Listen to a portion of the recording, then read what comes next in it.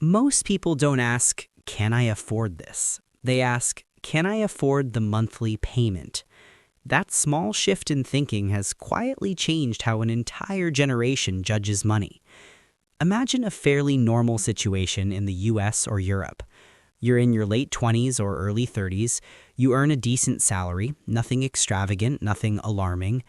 After tax, maybe you take home around $3,500 a month in the US, or about 2,800 euros in parts of Europe. On paper, that sounds stable. Rent or a mortgage takes about $1,200, utilities, internet, phone, another $250, groceries and basic living costs around $450. So far, nothing feels irresponsible. You still have money left. Then comes the car. Not a luxury one, just something reliable. The dealer doesn't talk about the total price. They talk about $420 a month. That feels manageable. Then student loans or education debt, another $180. Credit card minimums, $120. A streaming subscription here, a gym membership there, maybe buy now, pay later for a phone or laptop, another $90. None of these numbers feel dangerous on their own. At the end of the month, your account isn't empty, but it's always thinner than expected. And strangely, you're still considered financially responsible. This is the hidden shift that happened over the last 2 decades. Affordability stopped being about price.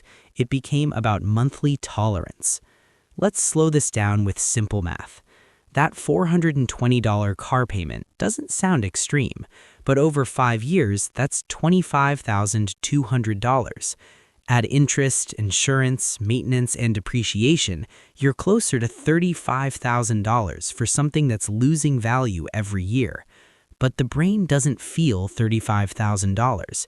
It feels $420. That's not a personal failure. That's a psychological design.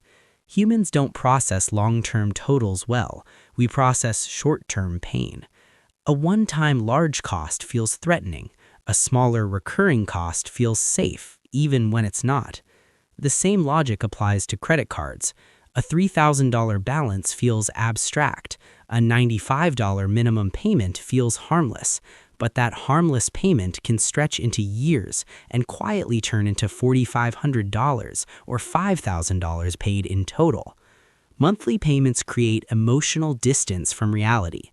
They allow you to say, I can handle this, without ever asking what this truly costs. There's also a social layer to it. In modern middle-class life, having monthly obligations is normal. Car payments are normal, subscriptions are normal, debt is normal. Not having them can actually feel abnormal. When everyone around you is paying something monthly, not paying feels like you're falling behind socially, even if you're ahead financially. The system reinforces this. Banks, retailers, and lenders don't benefit from you thinking in totals. They benefit from you thinking in monthly comfort. That doesn't mean the system is evil, but it is optimized for predictability, not freedom. If this thinking goes unchallenged, the long-term impact is subtle but serious. Your income grows, but so do your monthly commitments. Every raise gets absorbed before it changes your life. Savings feel slow, even with a good salary, and flexibility disappears. Not because you earn too little, but because too much of your future income is already spoken for. Financially intelligent people don't necessarily earn more. They think differently. They don't ask, can I fit this into my month? They ask, how much of my future does this consume? They see monthly payments as delayed decisions, not smaller prices. They understand that cash flow comfort today often competes directly with freedom tomorrow. This doesn't mean never using payments. It means understanding what they cost beyond the calendar month. Awareness alone changes behavior. Once you start seeing totals instead of installments, many affordable things quietly lose their appeal.